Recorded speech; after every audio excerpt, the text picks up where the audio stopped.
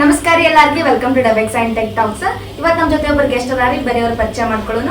Hi ma'am, how are you? I am doing great, thank you. How about you? I am also good ma'am. Welcome to Dabex and tech talks. ನಿಮ್ದು introduction ಕೊಡ್ತೀರೇನ್ರಿ ನಮ್ಮ ಮಂದಿಗೆ? Sure. ನನ್ನ ಹೆಸರು Roma Hudedmani. I am basically from Bagalkot district, Banahatti. ನಾ ಈಗ work ಮಾಡ್ತಿರೋದು Flipkart as a executive data analyst in last supply planning. ನಂಗೆ ಪ್ರಿಯರ್ ಎಕ್ಸ್ಪೀರಿಯನ್ಸ್ ಐತಿ in Careernet as a MIS executive ಅಂದ್ರೆ ಅಸೋಸಿಯೇಟ್ ಕನ್ಸಲ್ಟೆಂಟ್ 2. ರೋಮಾ ಅವ್ರೆ, ನಿಮ್ಮ ಎಜುಕೇಶನ್ ಏನೇನಾದ್ರ ಬ್ಯಾಕ್ ಗ್ರೌಂಡ್ ನೀವು ಹೇಳ್ಬೋದೇನ?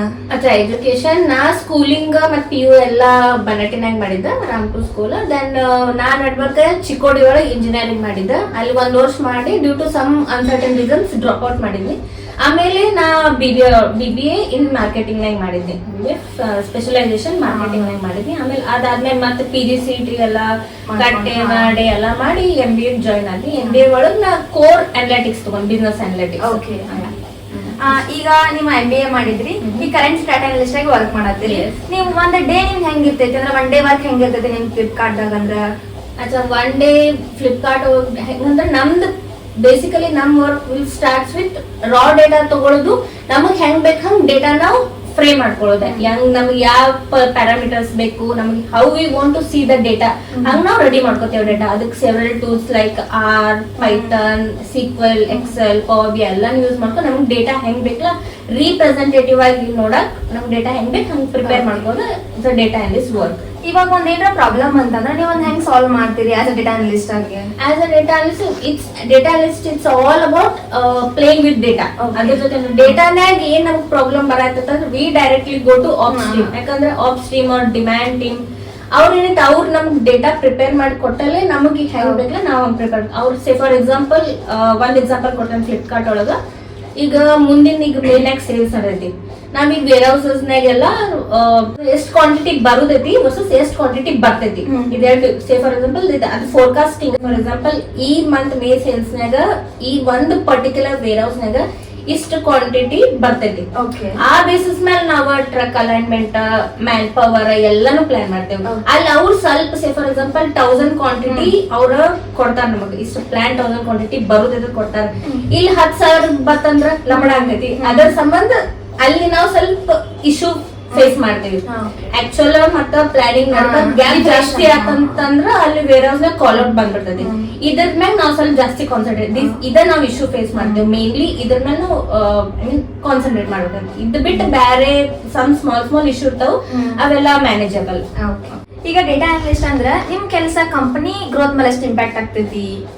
ನಮ್ದು ಕಂಪ್ನಿ ಮೇಲೆ ಗ್ರೋತ್ ಹೆಂಗಾಗ್ತದೆ ಈಗ ಡೇ ಟು ಡೇ ನಮ್ದು. ಯಾಕಂದ್ರೆ ನಾ ಬೇಸಿಕಲಿ ಪ್ಯೂರ್ಲಿ ಸಪ್ಲೈ ಚೈನ್ ಆಗಿದ್ದೇನೆ. Flipkart is everything about e-commerce and related. Supply chain ಬಾಳ ಇಂಪಾರ್ಟೆಂಟ್ ಆಗ್ತೈತಿ. ಫಾರ್ ಎಕ್ಸಾಂಪಲ್ ನಿಂಗೆ ಈಗ ಇನ್ವೆಂಟರಿ ಟೀಮ್ ದವ್ರ ಒಂದ್ ವೇರ್ ಹೌಸ್ ನಾಗ ಗೂಡ್ಸ್ ಇಟ್ಟಿರ್ತಾರ, ಅದನ್ನ ನಾವು ಸಾಗಿಸು ಮಟ್ಟ ಅವ್ರ ಇನ್ವೆಂಟರಿ ದವ್ರ ಬೇರೆ ತಂದಲ್ಲಿ ಸ್ಟಾಕ್ ಮಾಡಕ್ ಬರೋದಿಲ್ಲ. ಅಂದ್ರೆ ಸ್ಟಾಕ್ ಇಲ್ಲದ ಹಂಗ ಉಳ್ಕೊಂಡ್ ಬಿಡ್ತೈತಿ. ನಾವ್ ಅದನ್ನ ಸಾಗಿಸು ಮಟ್ಟ ನೆಕ್ಸ್ಟ್ ಆರ್ಡರ್ಸ್ ತಗೊಳಕ್ ಬರಂಗಿಲ್ಲ. ಅದಕ್ಕೆ ನಮ್ದು ರೋಲ್ ಬಾಳ ಇಂಪಾರ್ಟೆಂಟ್ ಆಗ್ತೈತಿ. ಅದು basically e-commerce and retail industry ಒಳಗ. ಇವಾಗ coming to the part of tools and skills ಬಂದ್ರ, ಆಸ್ ಅ ಡೇಟಾ ಅನಲಿಸ್ಟ್ ಆಗಿ ನೀವು ಯಾವ ಟೂಲ್ ಯೂಸ್ ಮಾಡ್ತೀರಿ? As a data analyst we do use Excel. ಅದು ಬ್ರೆಡ್ ಅಂಡ್ ಬಟರ್. ಎಲ್ಲಾ data analyst it's a bread and butter Excel. Next coming to reporting tool, ಇದು power BI use ಮಾಡ್ತೇವಿ. Power BI Tableau ಏನ್ ಅಷ್ಟು use ಮಾಡಂಗಿಲ್ಲ, power BI use power BI. And next data fetch ಮಾಡಕ ಈಗ ನೋಡ ನಮ್ದು ಕಂಪ್ನಿ ಒಳಗೆ ಹೆಂಗೈತಿ, ನಮ್ಮನ್ನ ಪೋರ್ಟಲ್ಸ್ ಅದಾವ. ಅಲ್ಲಿ ನಾವು ಡೇಟಾ ಬೇಸ್ ಅದಾವ, ನಮ್ಮ ಡೇಟಾ ಬೇಸ್ ಪೋರ್ಟಲ್ಸ್ ಅದಾವ. ಅಲ್ಲಿ ನಾವು ಡೇಟಾ ಬೇಸ್ ಸ್ಟೋರ್ ಮಾಡಿರ್ತಾರ. ಅಲ್ಲಿ ನಾವು ಡೇಟಾ ಫೆಚ್ ಮಾಡ್ಬೇಕಾಗಿತ್ತಂದ್ರ R ಕೋಡ್ ಬರಿಬೇಕು. Then we do use SQL. ಅದಕ್ಕೆ we use R studio. Python use ಮಾಡಂಗಿಲ್ಲ because there is a difference between Python and R.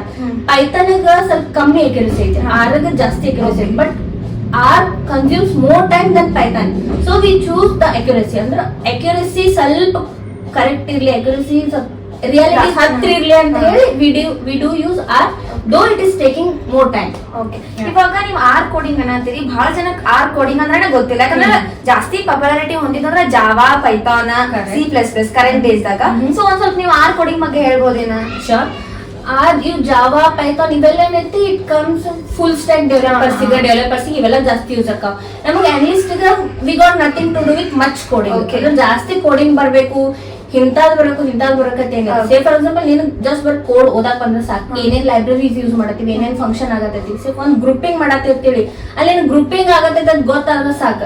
ಈಗ ಸೇ ಫಾರ್ ಎಕ್ಸಾಂಪಲ್ ನೆಕ್ಸ್ಟ್ ನೀನು ಏನೋ ಒಂದ್ ಎರರ್ ಬರ್ತೈತಿ, ಆ ಎರರ್ ಏನ್ ಎರರ್ ಬರಾಕತೈತಿ ಫೈಂಡ್ ಔಟ್ ಮಾಡೋಣ ಸಾಕು. ನೀನು ಕೋಡ್ ಬರಿಬಹುದು, ಬಟ್ ಅಲ್ಲಿ ಎರರ್ ಏನ್ ಬರತೈತಿ ನೀನು ಫೈಂಡ್ ಔಟ್ ಮಾಡಕ್ ಬಂದ್ರೆ ಸಾಕು ಆಸ್ ಅ ಡೇಟಾ ಅನಲಿಸ್ಟ್. ಅಂತಪರ ಏನ್ ಕೋಡ್ ಬರದ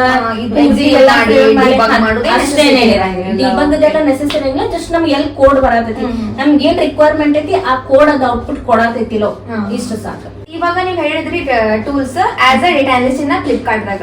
ಈಗ ಒಬ್ಬ ಬಿಗಿನರ್ ಇದ್ದವ್ರ ಡೇಟಾ ಅನಲಿಸ್ಟ್ ಆಗ್ಬೇಕಂದ್ರೆ ಯಾವ ಟೂಲ್ಸ್ ಕಲಿಬೇಕು? Start with Excel, obviously start with Excel ನೀವು ಅಡ್ವಾನ್ಸ್ ಲೆವೆಲ್ ಮಟ್ಟ ಕಲೀರಿ.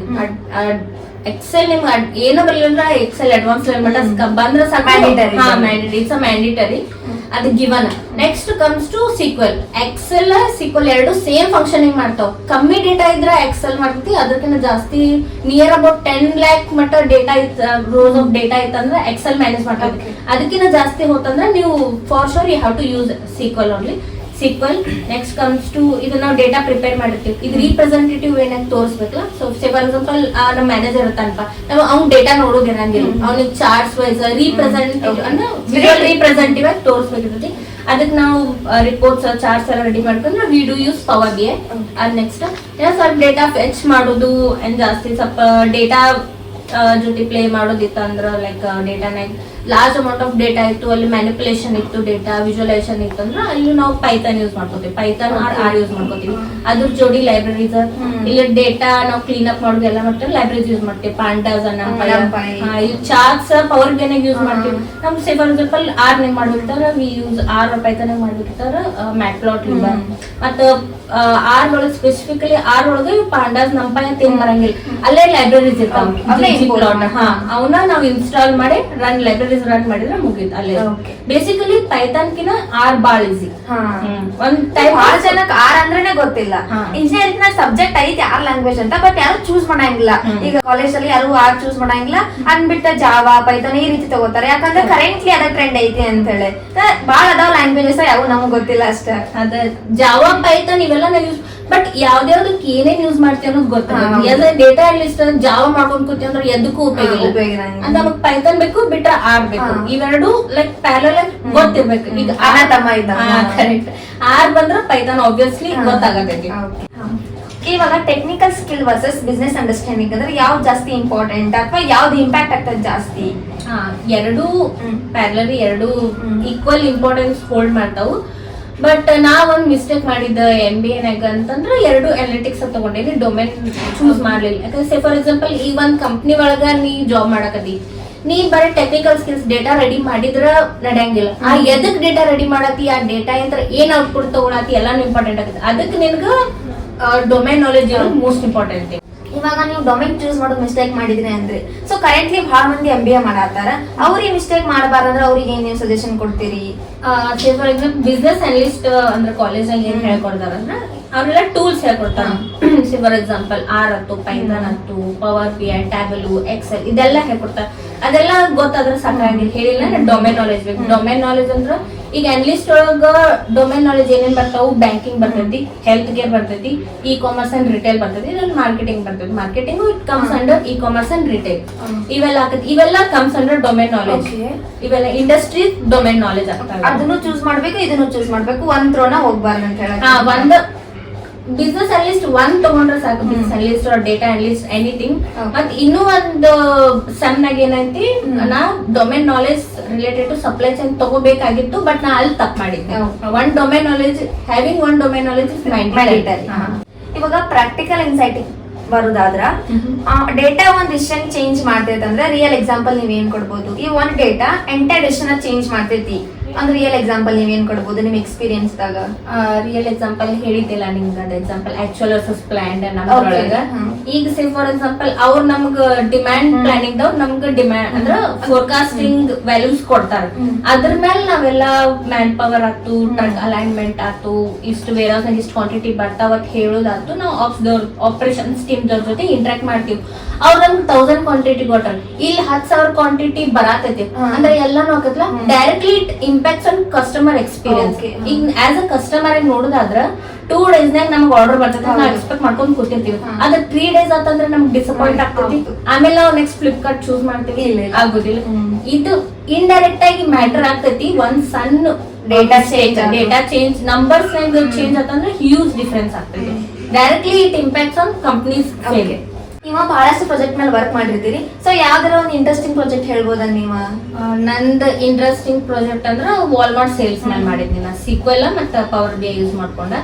ಅಲ್ಲಿ ಏನ್ ಮಾಡಿದ್ನಿ ಗೊತ್ತು, ಸೇಲ್ಸ್ ಡೇಟಾ ತಗೊಂಡಿದ್ನಿ. ಅಲ್ಲಿ ಸೇಲ್ಸ್ ಡೇಟಾ ತಗೊಂಡಿದ್ನಿ ಅಂದ್ರೆ ಸ್ಟಾಕ್ ಕ್ಲಿಯರೆನ್ಸ್ ಲೆವೆಲ್ ನಾಗ ಮಾಡಿದ್ನಿ ನಾ. Stock clearance levels for examples ಏನ, ಅಲ್ಲಿ ನಾವು ಸ್ಟಾಕ್ ಕ್ಲಿಯರ್ ಮಾಡ್ಬೇಕಂತಂದ್ರ 2 ರೀಸನ್ಸ್ ಇರ್ತಾವ. ಒಂದು ಔಟ್ ಆಫ್ ಟ್ರೆಂಡ್ ಆಗಿರ್ತೈತಿ, ಬಿಟ್ರೆ ಏನಂತ ನಮ್ ಕಡೆ ಹೆವಿ ಸ್ಟಾಕ್ ಇರ್ತಾವ, ಇವ್ ಇರ್ತೈತಿ. ಬಟ್ ನಮಗ್ ಸ್ಟಾಕ್ ಕ್ಲಿಯರ್ ಮಾಡ್ಬೇಕು, ಯಾಕಂದ್ರೆ ನ್ಯೂ ಇನ್ವೆಂಟರಿ ತರಿಸ್ಬೇಕಾಗಿರ್ತೈತಿ. ಅದ್ ಇದ್ದದ್ದು ಏನೈತಿ ಎಲ್ಲ ಕ್ಲಿಯರ್ ಮಾಡ್ಬೇಕಾಗಿರ್ತೈತಿ. ಹೊಕ್ಕಿರಂಗಿಲ್ಲ due to out of trend, due to overstock ಹೊಕ್ಕಿರಂಗಿಲ್ಲ.